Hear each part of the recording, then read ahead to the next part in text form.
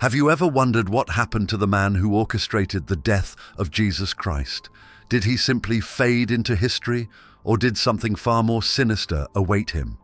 Imagine Jerusalem nearly 2,000 years ago, a city buzzing with whispers of miracles and rebellion. People were divided, unsure whether to trust their traditional leaders or follow a new, mysterious teacher who spoke of love, forgiveness, and a kingdom not of this world. That teacher was Jesus. And while the common people were amazed by his words and miracles, Caiaphas saw him as a threat that could destroy everything. Caiaphas was the high priest, a position of immense power, almost like being the president of the Jewish nation under Roman rule. To maintain peace between the Romans and Jews was no easy task. The Romans allowed the Jews to practice their religion, but only as long as they stayed obedient and didn't cause trouble. One spark of rebellion could mean the end of Jewish autonomy, and Caiaphas knew that very well. So why did Caiaphas fear Jesus so much? It was because Jesus challenged the very foundation of Caiaphas's authority. He questioned the management of the temple, exposed the hypocrisy of religious leaders, and most dangerously, prophesied a kingdom that prioritized spiritual truth over earthly power.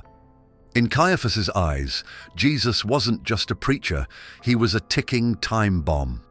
Every word he spoke could ignite a revolution, not just against the Romans, but against the religious establishment itself. If the people followed Jesus, Caiaphas could lose his power, his position, and possibly his life. And so, fear turned into something far more dangerous: desperation. He made a choice that night. He decided Jesus had to be stopped no matter the cost. But there was a problem. Under Jewish law, the high priest couldn't simply order someone's death, especially not without a fair trial. And even if he could, he didn't have the authority to carry out the death penalty. That power lay in the hands of the Roman governor, Pontius Pilate. So he concocted a plan, a secret trial held in the dead of night, something completely against Jewish legal procedures. He gathered witnesses who were willing to lie and twisted Jesus' words to make him look like a dangerous revolutionary. But even that wasn't enough. He needed Pilate to agree to execute Jesus, and for that, he had to convince the Roman governor that Jesus was a threat to Rome. What Caiaphas didn't realize was that this decision would haunt him for the rest of his life. Caiaphas may have initially felt a sense of relief upon the crucifixion of Jesus, but that feeling would not endure. Strange things began to happen. Reports of Jesus' resurrection spread like wildfire, and instead of quelling the movement, his death only made it stronger. People whispered about miracles, about Jesus appearing to his followers, and suddenly Caiaphas found himself facing a new kind of fear, one he couldn't control. Judas wasn't just any follower, he was one of Jesus' inner circle, hand-picked to be among the 12 disciples. He witnessed miracles, listened to teachings that changed countless lives, and even held a position of trust as the group's treasurer. So what made him turn against Jesus? The reasons are complex, involving a mix of personal weakness, disappointment, and perhaps a misunderstanding of who Jesus truly was. Judas, like many Jews of the time, may have expected a militant Messiah who would lead a rebellion against Roman rule and restore Israel to its former glory. When Jesus spoke of love, peace, and a kingdom that was not of this world, Judas might have felt let down. Disillusioned, he may have thought that forcing Jesus into a confrontation with the authorities would compel him to reveal his power in a more earthly and political way. What makes this betrayal even more extraordinary is that Jesus knew it was coming. He was fully aware of Judas's intentions long before the fateful kiss in the Garden of Gethsemane. During the Last Supper, he openly hinted at the betrayal, telling his disciples, "One of you will betray me." Despite knowing what Judas would do, Jesus didn't stop him. Instead, he accepted it as part of a larger plan, a necessary step toward the ultimate sacrifice he was about to make. While Judas's betrayal was personal, it was Caiaphas and the Sanhedrin who orchestrated the larger plot. They had been looking for a way to arrest Jesus quietly, away from the crowds that supported him. Judas provided the perfect opportunity. The Gospels tell us that after the Last Supper, Jesus went with his disciples to the Garden of Gethsemane to pray. It was here, under the cover of darkness, that Judas led the temple guards to Jesus. A kiss, a gesture typically meant as a sign of respect or affection, marked the betrayal itself. This kiss, however, signaled to the guards who Jesus was. Imagine the scene, torches flickering in the night, soldiers surrounding the peaceful garden, and a disciple betraying his master with a kiss. Numerous works of art and literature have portrayed this haunting image.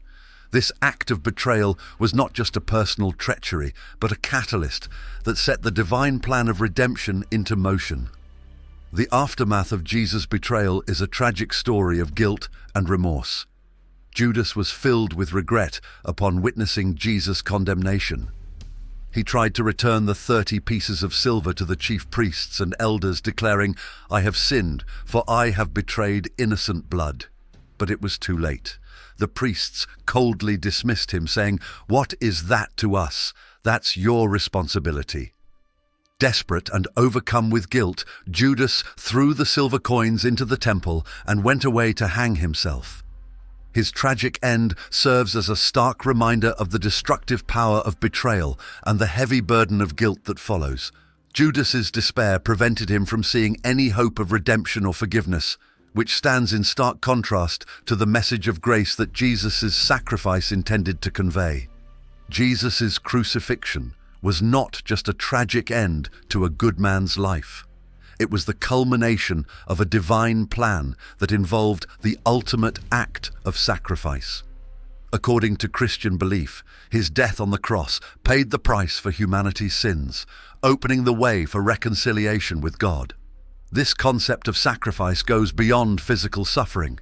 It's about willingly enduring the worst of human cruelty to bring about the greatest good. Jesus didn't just mean the soldiers who nailed him to the cross when he said, "Father, forgive them, for they do not know what are doing." He was also speaking about Judas, Caiaphas, the Sanhedrin, and everyone who had played a role in his death. His forgiveness was all-encompassing, extending even to those who had betrayed him. The story of Judas and Jesus is a powerful testament to the complexities of human choices and the depth of divine love. Jesus' sacrifice amplifies the meaning of Judas's betrayal. While Judas represents the darkest side of human nature, greed, disillusionment, and betrayal, Jesus represents the ultimate expression of love, forgiveness, and sacrifice. According to Christian beliefs, Jesus' death was not an accident, but part of a divine plan set in motion long before he was even born. The Old Testament is filled with prophecies about a Messiah who would suffer and die for the sins of humanity. Passages like Isaiah 53:5 describe this coming figure as pierced for our transgressions and crushed for our iniquities. For Christians, these verses point directly to Jesus and his sacrifice on the cross. From this perspective, every event leading up to the crucifixion was destined to happen. Jesus himself seemed to confirm this when he spoke to his disciples, predicting not only his death, but also the betrayal by one of his closest followers. Jesus states in the Gospel of John, "We must lift up the Son of Man so that everyone who believes may have eternal life in him." John 3:14-15. He appeared to have a clear understanding of his intended role. However, while a higher purpose seemed to guide Jesus' path, those around him were making real, significant decisions. For instance, Caiaphas did not feel compelled to plot against Jesus. He made a conscious decision to protect his own power and position, even if it meant condemning an innocent man. He gathered the Sanhedrin, held an illegal trial, and manipulated the Roman authorities to achieve his goal. These were not the actions of someone simply following a script. They were the choices of a man driven by fear and self-interest. Judas Iscariot, too, made a deliberate choice to betray Jesus. Whether motivated by greed, disappointment, or something else entirely, his actions were his own. Even after Jesus hinted at the betrayal during the Last Supper, Judas still went ahead with his plan.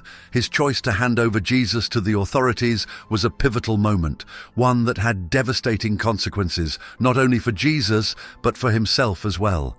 The story of Caiaphas and Judas is a powerful example of how divine purpose and human agency can intersect in complex ways. On the one hand, the Gospels portray Jesus' death as an inevitable part of God's plan for the salvation of humanity. On the other hand, the actions of Caiaphas and Judas show that people still have the power to make their own choices, for better or worse.